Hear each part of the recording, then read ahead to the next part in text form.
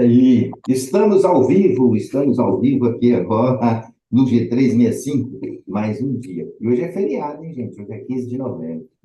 Né? Você sabe o que é dia 15 de novembro? Todo mundo sabe, hein? Sabe, né? Proclamação da República, né? É isso? É isso mesmo. Acho que eu não fugi da escola, não. Então, um dia muito especial. Deixa eu consertar aqui meu fundo. Meu fundo está tão feio com essa porta aberta. Eu vou dar uma organizada aqui no background bem bonitinho, para que vocês possam ver melhor. Tá vendo? Agora mudei de espaço, né? Eu mudei de sala. Seja muito bem-vindo ao G365, mais um dia de live. Você que está chegando no YouTube agora, deixe o seu like, compartilhe esse vídeo e também ative aí o sininho para receber as notificações. Outra coisa, não deixe de deixar aqui um joinha, isso é muito importante para nós, tá? Faça um comentário aí, pode ser um comentário aí que você realmente esteja no seu coração. Só não, né? Não fale coisa ruim, mas fale coisa boa. Estamos aqui mais um dia para trazer conteúdo para você. E olha, hoje a coisa vai ser boa demais. Apesar que todo dia a gente fala que vai ser muito bom, né? E é muito bom. Por quê? A gente compartilha cada conteúdo aqui sensacional que você nem imagina. E cada dia a gente vai realmente se destravando, ficando mais fácil de falar e de organizar. Eu, como faço a abertura todos os dias, eu já estou ficando até meio atrevido e estou tomando um pouco do espaço aqui da galera. Mas não vou tomar espaço do José hoje, não. Hoje é José Vieira que vai trazer o conteúdo para você especial. Esse cara bacana, esse cara que traz aí realmente muito conteúdo legal. E você pode estar seguindo ele aí nas redes sociais, tá? Empório Agrios. Vai lá no Instagram, você vai ver o tanto que esse cara, olha só o tanto que ele é especial. Ele tem mais de 200 mil seguidores. Imagina só. E o conteúdo dele é bacana. Então vamos lá, José, a palavra é sua, meu amigo. Muito obrigado por acordar cedo e estar aqui com a gente todos os dias. Eu agradeço a sua presença e sei que você vai trazer aí uma palavra muito bacana para a galera. A palavra é sua, meu amigo. Bom dia a todos. Bom dia, boa tarde, não sei a hora que você vai ver, mas qualquer hora que você vai ver é uma hora abençoada. E que estejam todos abençoados por Deus, né? Que Deus abençoe seus dias maravilhosos, como vem abençoando o nosso. Obrigado, Nil, pelo mexão aí. Ele faz parte, né? Uma mão lavando a outra, é isso aí. Obrigadão. E assim, a gente procura trazer o melhor para vocês. E hoje eu escolhi, é sempre assim, eu vejo assim, cada dia tem uma coisa nova aqui, uma live nova, uma palavra nova aqui. E hoje, eu fazia dias, tá, lá no meu coração de estar falando isso com vocês. Aí fazia uns dias eu estava, qual seria o tema? Qual seria o tema? E assim, eu deixei Deus escolher o tema. Do nada, e veio, me veio, veio o nome do tema, né? Quem comanda os seus passos? Aí, logicamente, eu fui perguntar por que esse... Aí ele, assim, bateu no meu coração, só explica por que quem comandou os seus passos até aqui. Aí eu fui descobrir, eu parei comigo mesmo e fui fazer uma análise, né? Quem tem guiado os meus passos. Então, dá para a gente perceber que muitas das pessoas que quem comanda os passos delas são outras pessoas. Outras pessoas tomam conta das vidas de outras pessoas. Um exemplo claro, às vezes você está num lugar, vamos tal lugar, assim, às vezes você não quer ir, não está do seu agrado, mas você vai pelaquela pessoa, então quem comandou os passos seu foi aquela pessoa. E assim acontece com várias pessoas administram a vida das outras, às vezes não sabe nem a própria. E eu tenho aprendido muito com isso, e aí Deus foi me mostrando como eu fui aprendendo com isso. Aí eu senti no coração de estar passando isso para vocês, que ao longo da minha vida, sempre quem comandou meus passos, eu achava que era eu e nunca foi, sempre foi Deus. Então tem acontecido coisas maravilhosas na minha vida que eu tinha dias aqui, eu gostaria até de pedir para vocês, tira um tempinho aí, dá uma olhada nas lives anteriores, umas histórias de uns colegas que tem aí, que não vou arriscar em citar nomes para não falhar, mas tem umas histórias muito lindas, muito bonitas, histórias tristes, histórias de vida, histórias que mudaram a pessoa. né? E faz assim, de vez em quando eu volto lá, dou uma olhadinha. Então, volta lá, dá uma olhadinha, segue a gente aí, curte, né, dá seu like, dá seu comentário. A gente sempre está lendo os comentários e a gente vê até uns comentários legais e participe com a gente aqui. E o que eu tenho a dizer para vocês é uma storytelling da minha vida, é que na década de 60, ou, desculpa, de 70, em 1971, Deus me concedeu a graça de estar vindo aqui ao mundo, né? Assim, vai lá, meu filho, vai dar seus passos, vai caminhar, vai fazer o que eu quero que seja feito. Muitas das vezes a gente não faz o que Deus quer, mas ao longo do caminho ele vai mostrando para a gente. Então eu nasci num estado que é muito bonito, mas muito pobre. E eu nasci numa região bastante pobre, pobre mesmo. Nasci no estado da Paraíba e uma cidadinha cujo nome é Cachoeira dos Índios. Então, assim, muito difícil, tudo lá é muito, muito complicado, muito difícil. Mas eu fiquei pouco tempo lá. Eu fiquei aproximadamente ali uns 5 a 6 anos, não me recordo muito bem. Eu recordo muito de alguns detalhes lá, que eu lembro que tinha uma vida muito sofrida, que a gente, às vezes, eu lembro que eu era pequeno e ia ajudar minha mãe na roça, buscar água longe. Eu cheguei a carregar água longe, eu e os meus primos, para levar para casa, naquela casa de chão batido, onde morava, às vezes, a família era grande, era a família da minha mãe, bom, muita gente, né? Eu lembro muitas vezes eu saí com a minha mãe para fazendo as colheitas de algodão lá, aquela trouxinha de algodão. Então, assim, tudo, tudo na vida de todo mundo tem aqueles altos de marcha. Então, tem momentos que eu não consigo lembrar, que às vezes minha mãe me conta. Eu não tenho lembrança do meu pai biológico. Tinha não, eu tenho muita vontade, às vezes, assim, agora eu não tenho aquela vontade de conhecer isso, mas um dos meus desejos é ir lá no túmulo. Apesar de ele ter sido uma pessoa,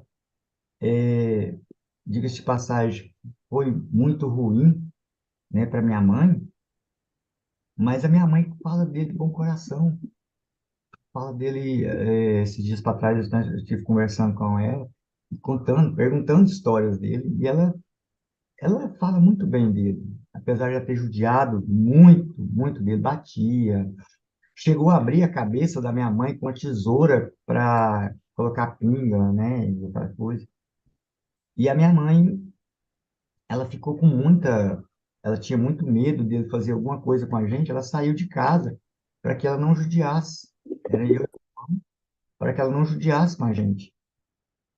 Mas no decorrer dessa saída, tem uma passagem na minha vida que eu lembro vagarosamente, foi onde eu tenho algumas passagens que eu falo assim, é milagre de Deus, por eu estar vivo e por eu enxergar. Porque não me recordo a data da minha idade, mas eu fui sequestrado pelos parentes. Minha mãe fala que ela fala que é os compadre, comadre dela, não me recordo se eram meus tios ou se era padrinhos. Só sei que me pegou do nada, minha mãe saiu para trabalhar, deixava com minha com a tia, um parente em casa, e eles me levaram. E aí, quando minha mãe chegou, não estava, e foi procurar, ela falou que eu fiquei aproximadamente mais de 15 dias sumido, que ela conseguiu encontrar, saber quem que levou, para onde que levou e tal, e foi atrás. Nessa ida atrás, ela chegou, era uma distância muito longe, chegou a pegar carona com o caminhoneiro, chegar, pegou pé, de a pé, e então ela sofreu bastante. Sim, isso aí eu tenho, é que ela sofreu muito para chegar até onde eu estava.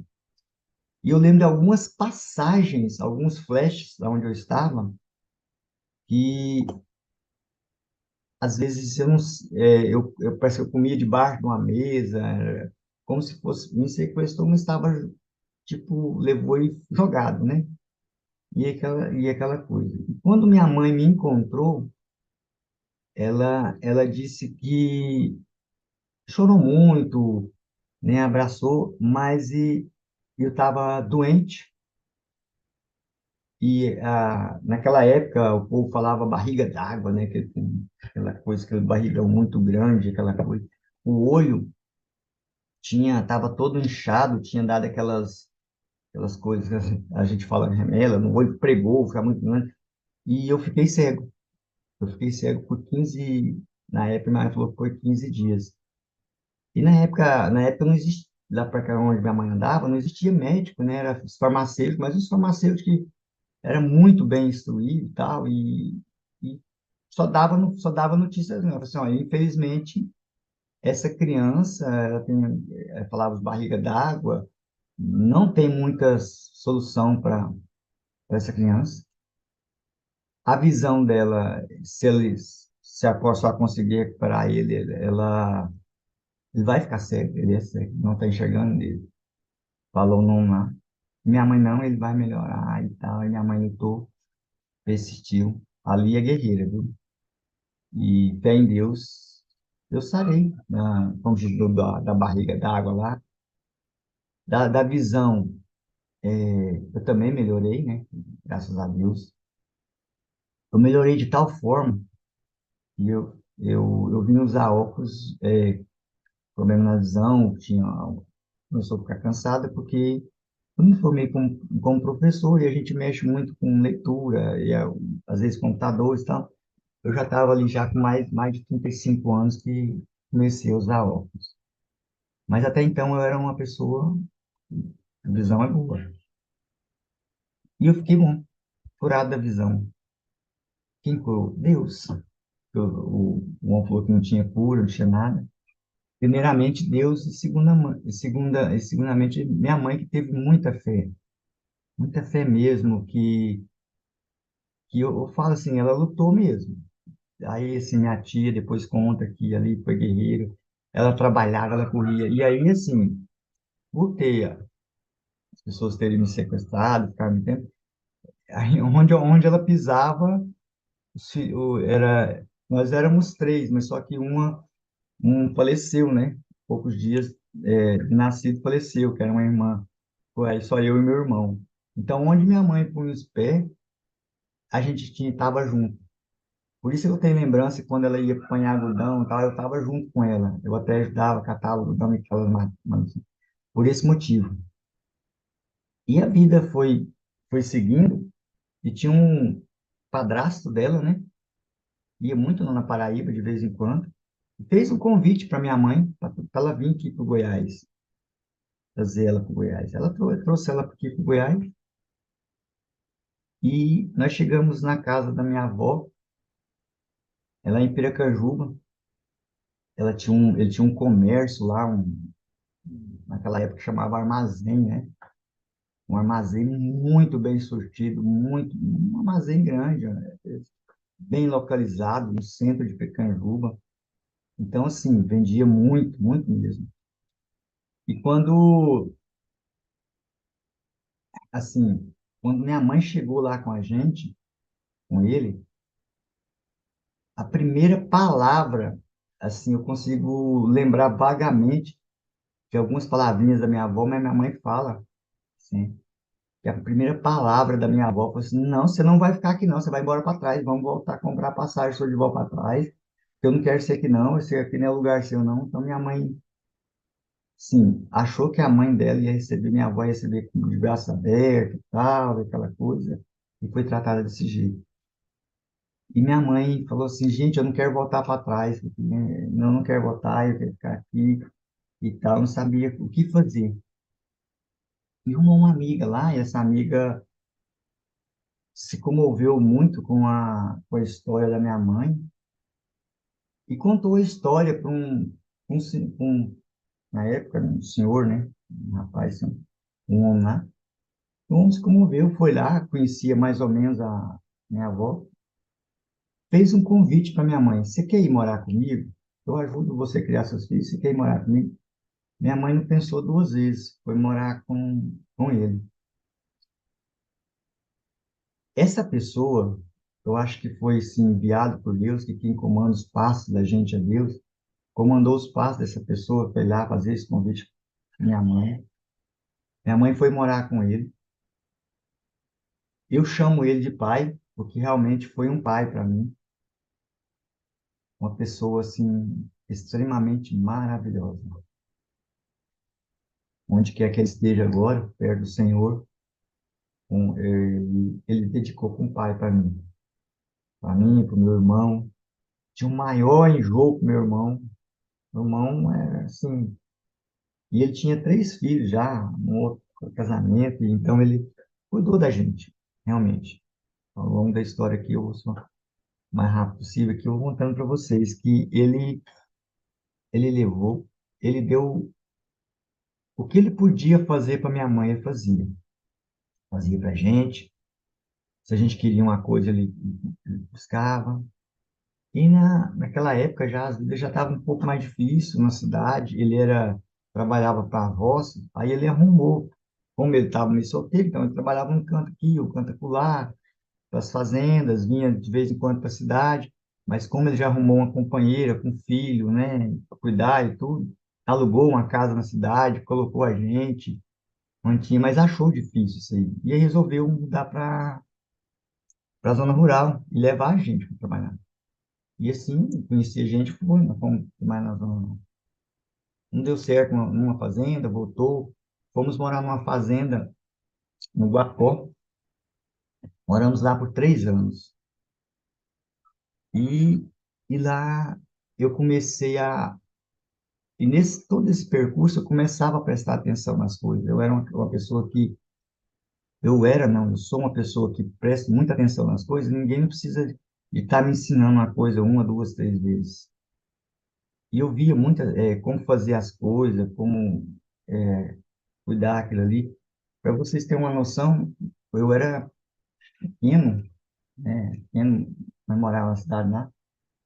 Esse meu pai comprou uma caminhonete, ela era câmbio em cima, bem mais complicado um pouquinho. E todo dia cedo meu pai chegava com essa caminhonete, não sei se vocês vão lembrar, uma C10, né? Eu devo lembrar de uma C10 aí, né? E, e nessa caminhonete, um dia eu levantei cedo e fui dar partida nela. Ele colocou ela numa garagem, num quintal lá. E essa caminhonete, câmbio em cima, eu lembro, eu sei que era porque eu entrei nessa caminhonete, engatei a caminhonete, eu fiz tudo certinho, dei partida nela, só de ficar de prestando atenção nele, né? E ele assustou, veio lá, ele, o que você está fazendo aí e tal, e com o maior medo de eu fazer acontecer com uma coisa lá comigo. Não, estou esquentando o motor dela aqui pro senhor. Não, menino, sai daí, não fica aí, isso é perigoso e tal. E com essa de prestar atenção nas coisas, quando a gente foi morar na roça, eu prestava atenção nele mexer com o trator, naquela coisa, outra. Quando ele saía de perto, eu ia lá mexer. E um dia eu falei para ele assim, pai, você mexer com trator. Tinha 10 anos. Que isso, mano? Não sei. Vamos lá.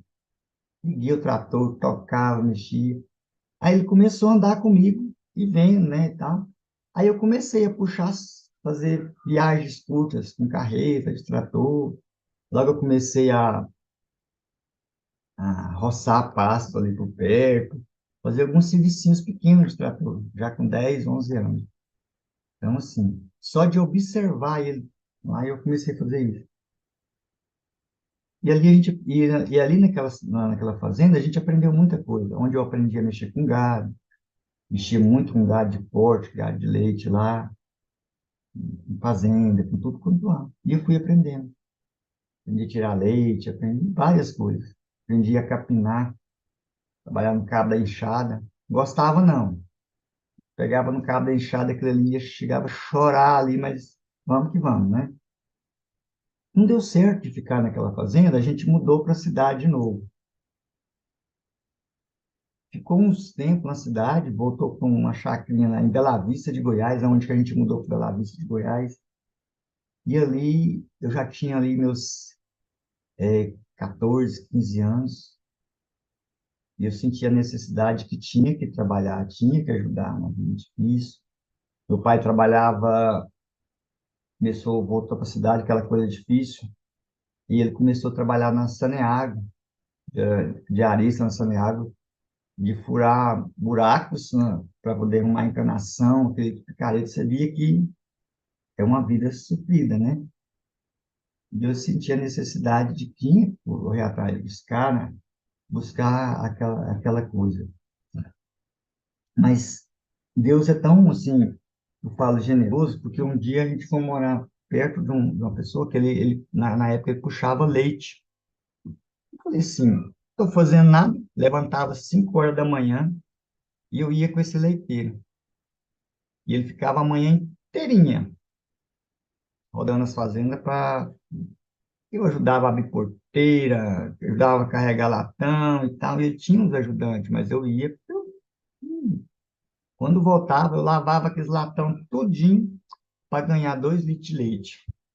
Levava para casa. E esse leiteiro, ele resolveu fazer uma casa, construir uma casa. Eu pedi para trabalhar lá, como ajudante. Ele me ajudou. Nós trabalhamos uns 3 a 4 meses, ele fazendo a casa para ele, ajudando. Acabou, foi assim, agora acabou, danou-se, né? Aí minha mãe falou para os pedreiros, eram 4, falou assim, olha, Zé, tô precisando trabalhar, arruma um serviço para ele. Ele falou assim, ó, eles falaram para minha mãe, disse, não, ele é muito bom de serviço. A gente gostou do serviço dele. A gente tem aqui, a gente vamos levar ele para trabalhar com a gente. Com esse pessoal, eu fiquei aproximadamente uns 5 anos trabalhando com eles. Mas era uma equipe, os 4 pedreiros. Nesses 4 anos, eu era um dos serventes.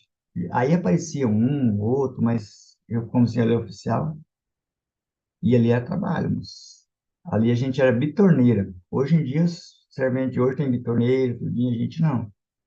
Concreto na mão, tudo na mão, e é tudo mais difícil.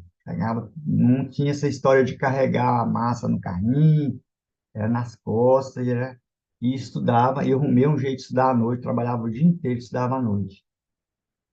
E foi chegando um certo período que a vida foi ficando mais difícil, porque não tinha mais construção. Uma fase, foi ficando difícil, eu não, né, não aguentava ficar parado. Não fomos parar aí eu arrumei um emprego numa granja, a Granja Saito, que ela era comandada por uns japoneses que tinha sede em Bela Vista de Goiás, filial, né? Vamos falar filial em Bela Vista de Goiás, em São Paulo. E, e nessa granja, então, o que que acontece? A gente trabalhava lá, eram uns galpões que tinham mais de 20 mil galinhas no galpão. Dava mais de 18, 20, quando estava na fase mesmo da produção com as galinhas novinhas, era 21 mil galinhas no galpão, dava mais de 20 mil ovos. E a gente coletava aquilo ali, tinha que coletar, tratar, fazer a limpeza, a higienização de tudo aquilo ali. E, e o serviço era puxado. E a gente tinha nota. Na época, eu lembro até hoje, que a maior nota que todo mundo ganhava era 4,2. Era 5, mas ninguém ganhava 5, era 4,2. E tinha gente que gastava um ano, mais de ano, 2 anos, 3 anos. E eu, com 3, 4 meses, eu já atingia essa nota. Eu procurava, eu me esforçava muito naquilo ali. E, e sempre procurava o melhor. E com mais de um ano, eu já era promovido em algumas funções, já com 2 anos já recebi novos cargos lá, já fica mudando, né? A gente depende do serviço. E com certo tempo, eu trabalhei nessa grande uns 5 anos. E no finalzinho, só quem ia trabalhar de vendedor na granja para ovos era pessoas praticamente escolhidas a dedos pelo, pelos chefões, né? E eles inventaram a época de fazer um tal de concurso, né? Lá dentro da empresa, para quem ia trabalhar de vendedor. E Eles inventavam os concursos e punham as pessoas escolhidas para poder as pessoas falar que as pessoas passavam. E eu falei assim, eu vou fazer vou prestar esse concurso. Eu quero trabalhar de vendedor, eu quero ir, né? E prestei esse concurso. Fiz todas as atividades que era designado. E o resultado não saía. Eu vi que estava chamando alguns, o resultado não saía. Aí, como eu pedi para sair da grande, eu disse, não, eu cansei, eu vou montar um comércio para mim, eu quero. Não, adivinha, o diretor chegou para mim e disse, não, Zé, não sai não. Fica aí, a gente vai arrumar alguma coisa para você, um melhor. Tá? Não, eu já cansei, eu quero tocar, eu quero ter meu próprio comércio. Eu quero ter meu próprio. E eles insistiam para mim não sair. Pois eu saí. Quando eu saí, eu montei um comércio para mim. O diretor foi lá no meu comércio e falou assim, eu não queria que você saísse, porque eu não podia te falar, mas você passou em segundo lugar. E eu estava fazendo algumas correrias para levar você para o vendedor. Eu falei assim, mas agora é tarde, agora eu já saí, não tem jeito, né? Então, assim, ali foi onde eu fiz meu primeiro concurso, eu vi que eu tinha capacidade, né, de fazer as coisas. Fiz um curso, terminei o meu ensino na época, a gente falava de ensino médio, né, colegial. Eu resolvi fazer magistério. Fui criticado por muitas pessoas, principalmente por alguns professores, falando que eu não tinha capacidade, não tinha coisa. Eu mostrei para ela que eu tinha capacidade. Fiz. Na época, eu prestei o concurso, no finalzinho já, prestei um concurso para professor em Bela Vista de Goiás. Passei. De 25 vagas, eu fiquei entre os 25. Passei, mas não fui chamado. Eles não chamavam. Tinha aquele preconceito, né? Era só mulher na época. Então, como tinha eu de homem lá, tinha passado, então eles foram, chamou até chegar. Quando chegou em mim, parou. E aí parou de chamar. Não chamava, não chamava, não chamava. E eu esqueci. O comércio que eu tinha abrido, eu não aguentei, né? Eu fali, eu não dei conta de tocar. Eu entrei naquela crise de 94, né? Foi na mudança era, mudou para o real. Então, a inflação lá naqueles mundos então, era pequeno para que eu me dei conta de tocar o comércio. E fui trabalhar na zona rural, por dias, um lado, para o outro. Tinha dia que eu andava 15 quilômetros de bicicleta para trabalhar, aquela coisa. E nesse meio período eu casei, né? Uma esposa, casei, tive um filho. O filho nasceu muito, assim, bem naquela coisa, na zona rural, e buscando alternativa. E sempre lembrava que Deus estava comandando meus passos, Ele que mandava. E sempre foi vinha coisas boas, pedia, né? Ó Senhor, me guia, me mostra o caminho, me faz isso. Então, assim, quando meu filho nasceu, eu passei uma dificuldade terrível. Eu fui trabalhar na roça, mas fui fazer uma coisa que eu não gosto e não quero desejar para ninguém. Eu já cheguei a trabalhar dias, nem hoje a gente está nesse dólar que antigamente são de enxada, dia inteiro enxada, capinando milharal, era bananal, era tudo quanto há, para buscar as coisas, porque meu filho, eu tinha vez de trabalhar mais de meses, então, pegava aquele dinheiro e era rapidinho, porque tinha que pagar o hospital, o exame, aquela coisa. Mas graças a Deus, né, como Deus é bom, ele conseguiu reverter tudo isso aí. E sempre pedindo. Nesse meio do caminho, a gente sempre encontra as pessoas que querem desviar a gente, como todo mundo encontra, como todo mundo encontrou aqui. Eu tive pessoas que queriam mostrar o lado ruim. Tinha vezes que eu estava assim, quase entrando, passando para aquele lado que a gente fala assim, um lado negro da vida. Mas quem estava comandando meus passos era Deus. E Deus mostrava para mim, é tão claro que mostrava para mim, dava aquela erguida na cabeça e voltar, nem chegava a entrar a porta para mim. Então, assim, eu sempre tenho a agradecer. Quando for fazer alguma coisa, parar bastante. Pode ser quem for, Às vezes a pessoa se mostrava aquela pessoa muito amigável, muito amigável. Eu, às vezes estava confiando, mas quando você ia ver, estava querendo te levar para um caminho ruim. Então, eu tenho graças a Deus por ter de parar muitas das vezes, e olhar e escutar uma voz. Sempre eu escutava assim: isso não é o caminho, você está indo para um lado errado. Olha o que que você está fazendo. E eu voltava. Eu tinha isso, tinha, não, eu tenho isso comigo, de parar e pensar. Eu tenho algumas coisas que eu estou começando a estudar a partir de agora, entender melhor, a partir do momento que eu comecei a ler, a dedicar mais à leitura da Bíblia, a dedicar mais a certas coisas, eu estou começando a entender. Eu começo a entender que Deus conversa com todo mundo, e todo mundo da sua maneira. E quando Ele conversa comigo de tal maneira, eu consigo entender tantas coisas. Eu não sei se eu falo se é um dom, o que que é que ele me dá, que ele me deu. Quando eu começo a conversar muito com uma pessoa, eu começo a ver coisas dessa pessoa, eu começo a descobrir.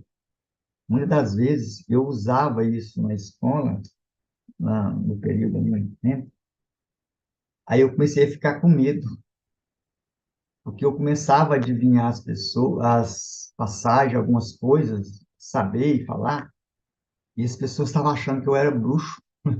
Oh, você sabe isso, pode ir com ele. Eu peguei para ir. O resto um dia eu falei, não sei nada não, não sei nada não.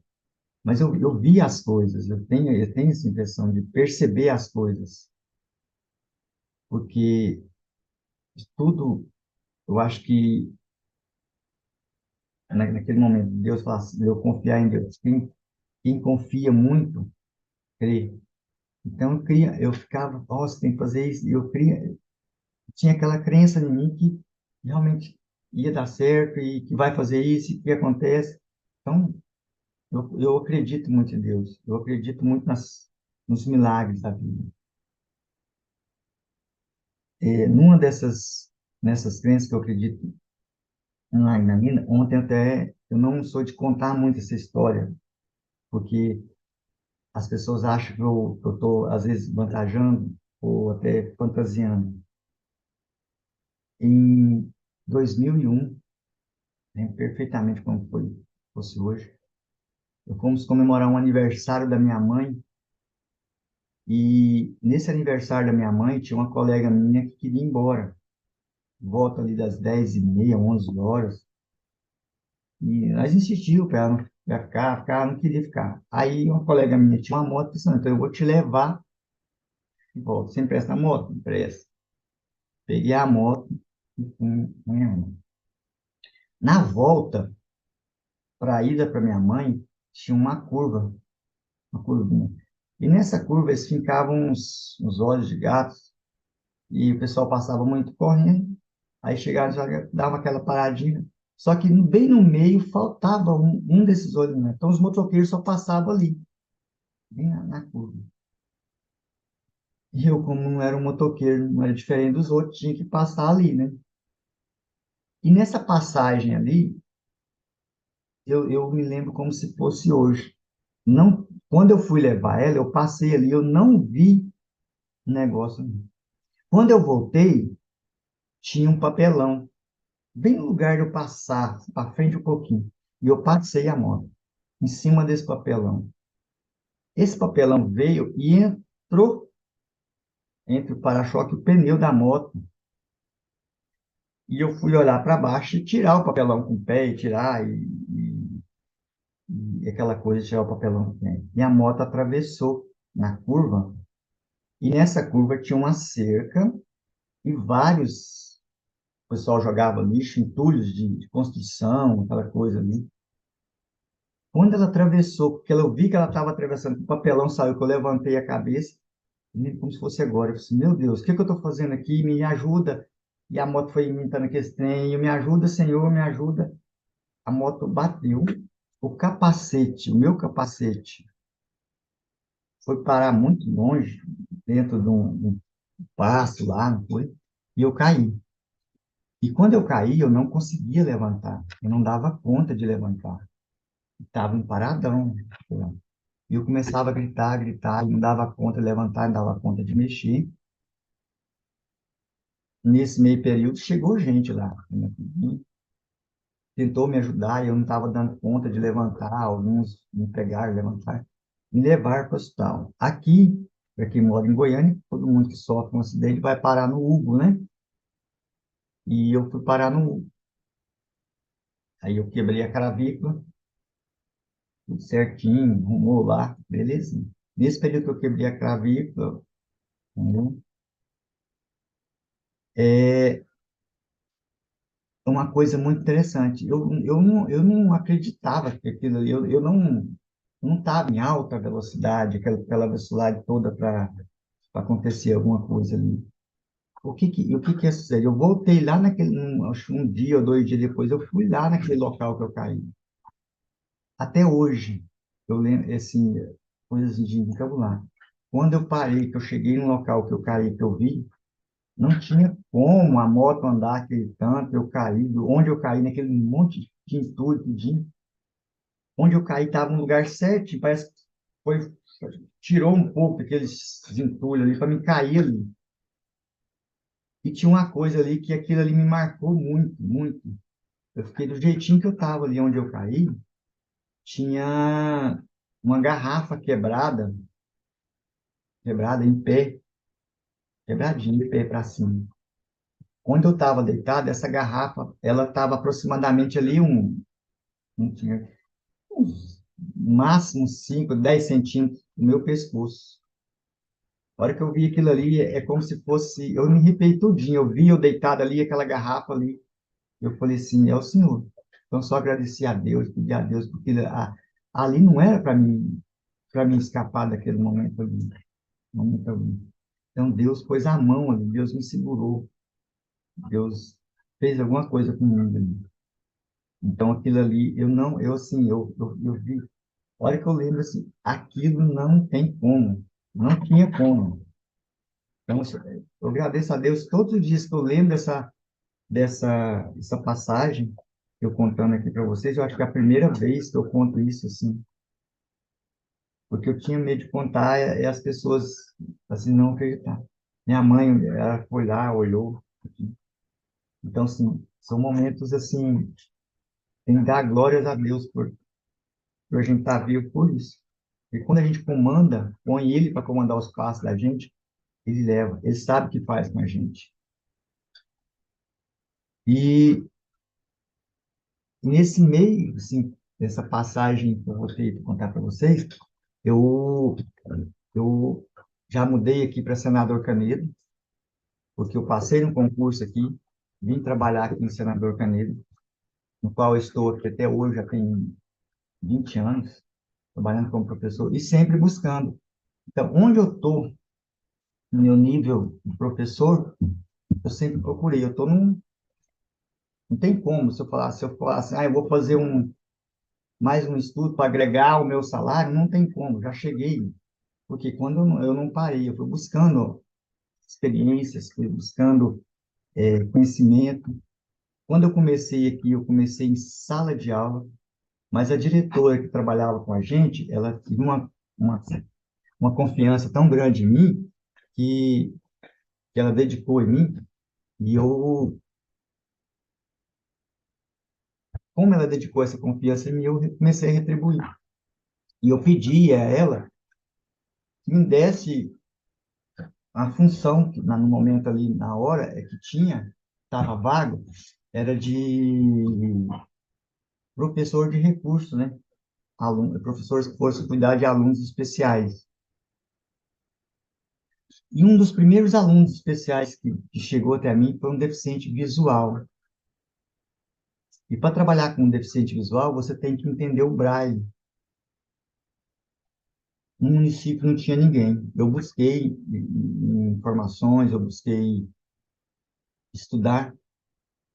Em 2005, eu era o único professor que entendia o braille aqui no município e comecei a dar aula em 5, em braille. esse aluno hoje, ele é formado em comunicação. A família dele, toda vez que me encontra, é aquela alegria, porque eu procurei, hoje eu entendo o Braille, né? Hoje já tem vários professores que já dedicam esse no município, né? Já tem mais alunos no município. Geralmente, quando chega um aluno deficiente visual, eles procuram a nossa escola como referência, mas hoje em dia agora já tem vários no município. Então, assim, quando eu falo que você tem que pôr sua vida no caminho de Deus e deixar Ele seguir seus passos, deixar Ele comandar os seus passos, você só tem a ganhar. Eu contei alguns passos aqui da minha vida, minha trajetória. Se fosse contar outros, é, a gente ficaria assim até a manhã inteira para contar. Quando eu aprendi que tudo na vida você tem que colocar Deus em primeiro lugar, é uma coisa impressionante. Então, quem tem que comandar seus passos é Deus, não é você, não é o outro, não é ninguém. É você pedir para Deus e Deus comandar seus passos. Quando se aprende isso, você tem uma confiança tão grande que você adquire em você, uma confiança tão grande que você vê o quanto você é capaz de fazer as coisas, de realizar as coisas, que você fica até encabulado. Aconteceu comigo essa semana passada comigo de novo, um fato que vários acontecimentos que acontecem ali na escola, eles pedem para, ah, não, Zé, faz isso para mim, Zé, me ajuda nisso aqui. E está faltando muita água aqui na cidade, no nosso setor, e a gente colocou uma bomba na cisterna na escola. E tem uma mangueira lá que ela é muito velha. Para quem conhece de mangueira velha, aquelas mangueiras pretas, quando ela fica velha, ela vai ficando ressecada. Quando você mais se mexe nela, ela vai quebrando, quebrando, quebrando. E se eu fosse mexer com uma mangueira em um determinado local lá, ela ia. Eu tinha que fazer uma quebradeira de calçada, piso, onde a pessoa passou mangueira. E eu ia emendando a mangueira quebrava. Eu fazia um outro processo, a mangueira quebrava. Fui lá, comprei um outro pedaço de mangueira, coloquei, a mangueira quebrava. Eu já tinha feito umas 5 tentativas. Aí tinha um rapaz perto de mim, falou assim, tenta, não vai adiantar mais não, isso aí vai ter que... Eu falei assim, senhor, eu não quero quebrar essa calçada, não quero quebrar nada disso. Me ajuda aqui. Vou fazer mais uma tentativa. Cara, uma coisa impressionante, não tem como. Você pegava na mangueira e quebrava. Eu comecei a mexer a mangueira e falei as seguintes palavras: Senhor, eu não vou arrumar essa mangueira mais. Quem está arrumando essa mangueira agora, quem está arrumando isso aqui é o Senhor. O Senhor só vai me conduzir e o Senhor é o mestre aqui, o Senhor é que manda, o Senhor que ordena aqui, o Senhor que consegue arrumar isso aqui. Então o Senhor arruma da maneira que o Senhor acha que vai ficar melhor, o Senhor consegue. Eu sei que o senhor consegue. Então, usa o meu corpo para consertar essa mangueira. Eu sei que o senhor consegue, porque nós estamos precisando de água. Cara, não tem como. Não existe. Até agora eu fico eu comecei. Ela não deu um trincadinho. Cara, ela não deu um trincadinho. Acabei. Ah, consegui? Não. Primeira coisa que eu fiz. Obrigado, senhor. Eu confiava no senhor. Eu sabia que o senhor ia dar conta de arrumar. Obrigado por me usar e arrumar essa mangueira. Falei, agradeci, arrumei, tá lá, até hoje. Então, assim, os seus passos, quem comanda é Deus. Então, quem comanda os seus passos é Deus. Então, em toda a trajetória da minha vida, eu aprendi com a minha mãe, eu aprendi com o meu pai, meu padrasto, meu, contei para vocês, no decorrer da vida, o meu padrasto, eu tinha, não tenho mais. ciúme dele com meu irmão, porque ele gostava demais do meu irmão. Meu irmão, ele pegava meu irmão, abraçava, punha no colo. Eu sentia vontade que ele me pegasse e pôr no colo. Eu sentia aquela vontade, mas ele nunca me pegou, me pôs no colo, mas nunca brigou comigo. Nunca me levantou a mão. E uns dias que ele foi partir, ele sofreu muito mesmo.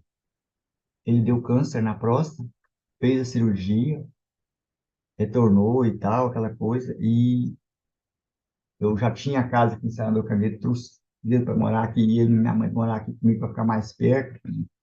Eu tinha um carrinho onde eu levava ele nos tais, mais próximo aqui, e nos 6 últimos meses de vida dele, ele parou os rins e ele fazia hemodiálise.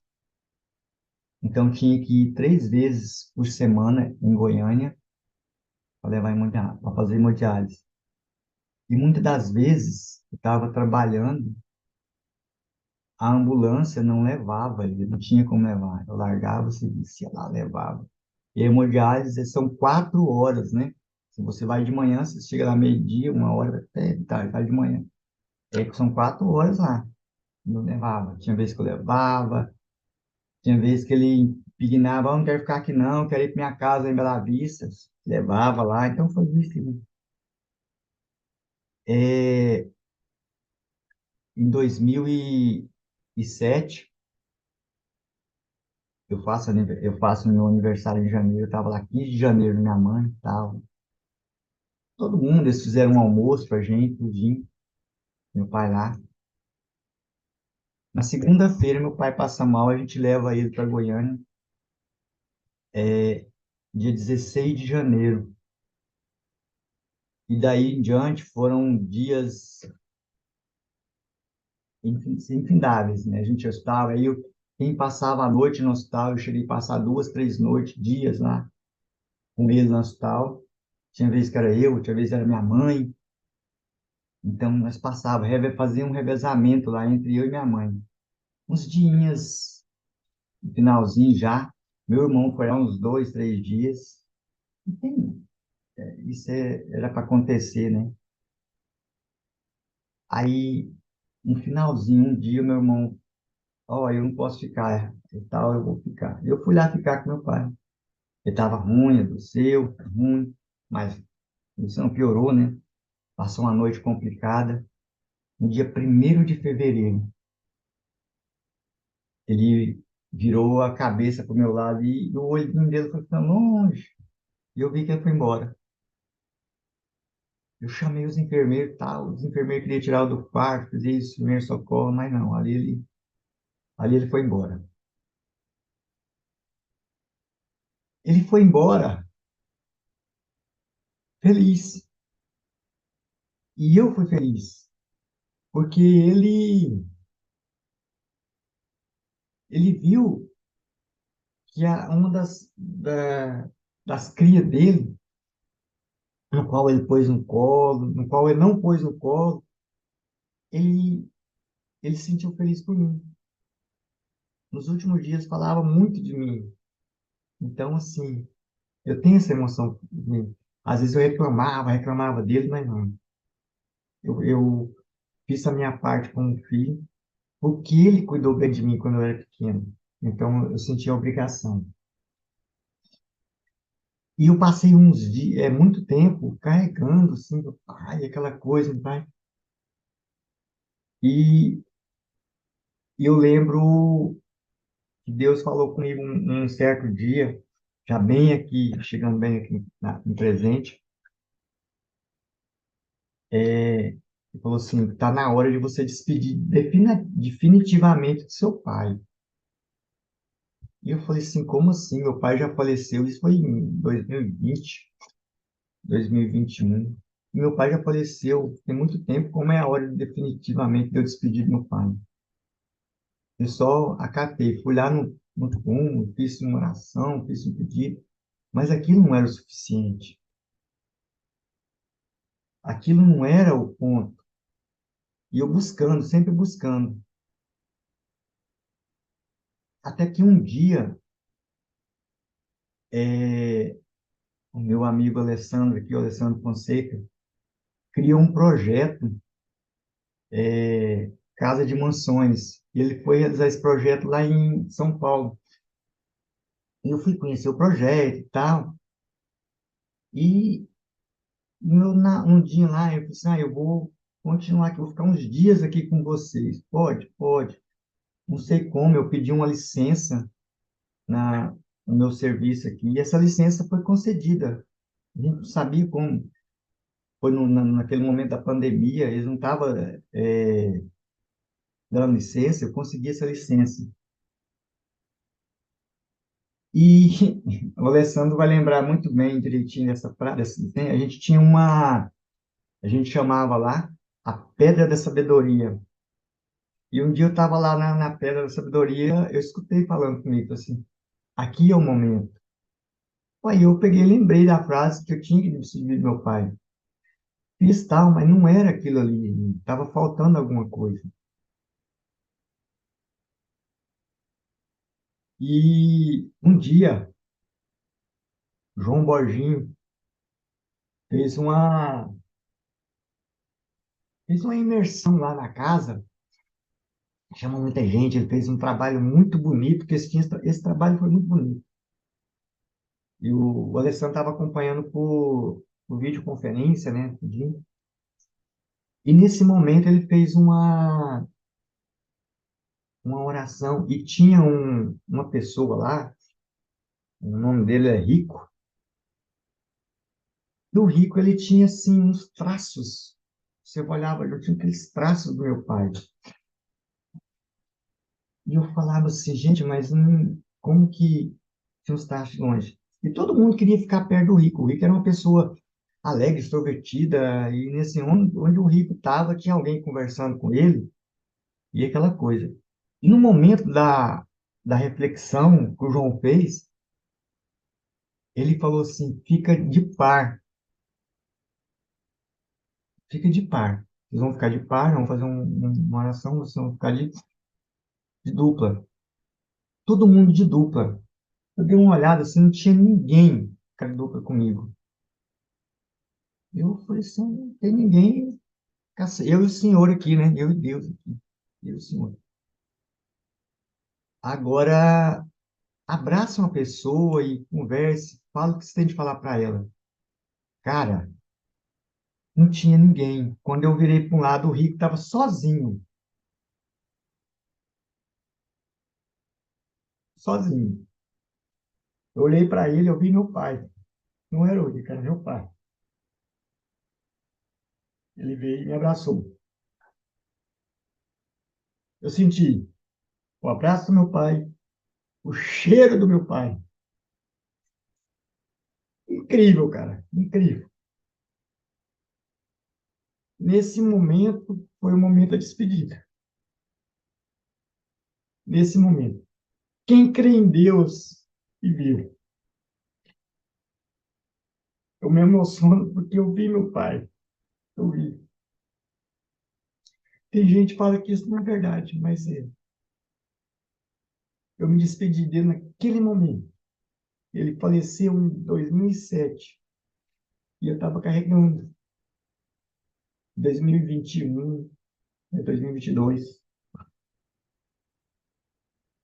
Eu senti o cheiro, cara, o cheiro dele, o abraço. Eu não dei conta de falar nada. O Rico falou três palavrinhas. Essas três palavrinhas eu ouvi como se fosse a voz dele. A vida continua. Você tem muito o que fazer. Nada. Eu parei, eu fiquei anestesiado. Anestesiado. Anestesiado. Porque quando o Rico me soltou, ele ficou do meu lado direito, tem nada a ver com esquerda e nem direita. eu olhei para frente. Em cima do João Borginho, uma luz sumiu. Sumiu. Uma luz bonita, sumiu. Um momento muito lindo da minha vida. Sumiu. E desse dia em diante, cara, muita coisa tem mudado na minha vida. Eu acho não é que eu consegui me libertar do meu pai. Eu não falo isso. Ele está sempre do meu lado. Eu falo meu pai porque eu nunca chamei ele de padrasto. Ele sempre foi meu pai. Mas eu tenho vontade de conhecer o túmulo, o local do meu pai biológico. Então, são coisas que a gente tem que parar e pensar. Tem pessoas que vêm na vida da gente para nos erguer. E tem pessoas que vêm para afundar. Eu dou graças a Deus, por tudo, por Deus ter colocado essa pessoa na vida da minha mãe. Minha mãe foi muito feliz do lado dele. Minha mãe, mexe que vira, ela vai lá no túmulo dele. Então, assim, ela criou um amor muito grande por ele. E eu tenho vários momentos na minha vida que minha mãe foi muito doente. Então, dos momentos, só para encerrar aqui, da minha mãe foi muito doente, que um dia minha mãe apagou do nada, deu um derrame nela. Quem foi com ela para Goiânia foi eu. E, como eu falei antigamente, todo mundo que adoecia, cuidava quando levava para Goiânia, o Hugo. E nos Hugo, eu não sei como que é o procedimento dos médicos lá, não dá muita atenção, não. Minha mãe estava apagada, literalmente apagada. E a gente, eu empurrava, eu saía correndo com aquela maca lá dentro do Hugo, e ninguém tal da minha mãe, e o resto, uma enfermeira falou assim, não, sua mãe não pode ficar aqui, tem que ser transferida para outro hospital. Como é que faz? Cara, então me fala qual hospital. Ela me falou um nome do hospital, no setor Santa Genoveva. Você sabe como chega lá? Se sei. Sabia nada. Sabia nem para que lado ficava o Santa Genoveva naquela época. Eu peguei minha mãe nos braços assim, minha mãe estava magrinha. Eu olhava nela, ela estava morta, cara. E eu só saía gritando nos corredores, me ajuda, Senhor, me ajuda, meu Deus, me ajuda. Me ajuda aqui, Senhor, pelo amor de Deus. Nós chegou nessa ambulância, foi minha mãe na ambulância. O motorista era de Bela Vista, novato. Para onde que é para levar? No hospital, lá em Santa Genoveva. Você sabe onde que é? Eu falei, sei, toca. Cara, eu guiei o cara. Não, se vai assim, assim, é para. Eu não sabia. Eu sei que o cara falou que eu dei instruções para ele para ir no hospital. Eu não sei como que eu cheguei, eu não conheci. Dessa vez não me falou. Porque eu lembrei, quando eu tava com a minha mãe no braço, eu pedi a Deus. Quando eu estava com minha mãe na ambulância, eu pedi, Deus me ajuda. Deus me ajuda. Então, meus passos sempre foram guiados por ele. Então, tem momentos na vida da gente que a gente tem que parar. Para. Para o que você está fazendo e olha para o alto. Peça. Peça para ele guiar seus passos. Ele não vai te levar para um lugar nenhum. Ele não vai te fazer uma coisa que você não merece. E você merece o que tem de melhor dele. Porque você é a imagem e semelhança dele. Você é filho dele. E, e eu agradeço todos vocês por estar me ouvindo, por ouvir essa parte da minha história. Tem muita história para a gente contar, se fosse contar, ficava a manhã inteirinha. Eu pedi o Newton para que fosse hoje, porque um feriado, porque eu ia ter um tempo de nós conversar, não tem tempo de sair correndo para ir para a escola, e a gente trocar ideia. Porque eu agradeço, primeiro assim, primeiramente a Deus, vocês por estar me ouvindo, dedicar esse tempo aqui com a gente. Agradeço meu amigo Alessandro por ter me ajudado a despedir do meu pai. Então, assim, quando a gente fala assim, esse cara, oh, não é puxando sardinha, não. O cara é tranquilo, na dele, na paz, um amigo mesmo, um amigo. coração, me apresentou aqui esse grupo. Quando o Alessandro me apresentou o grupo, eu disse, não, moço, na hora, se você colocar na minha mão, é bem-vindo. E eu só tenho conhecido pessoas maravilhosas aqui dentro desse grupo. Esse paizão, a mãezona, porque o pai Nilton, a gente brinca aqui, conversa, a gente tem uma harmonia muito grande aqui, antes e o durante a live do YouTube. Então, vem aqui para a gente, vem participar, vem conhecer, vem contar a sua história, vem falar o que você tem no coração. Então, no momento que eu tinha no coração para falar para vocês, era isso. Quem comanda os nossos passos é Deus. Então, fiquem todos com Deus. Vamos participar do momento pós-live, né? Como dizem, trocar essa ideia. Só tenho a agradecer a vocês. É, Zé. É isso.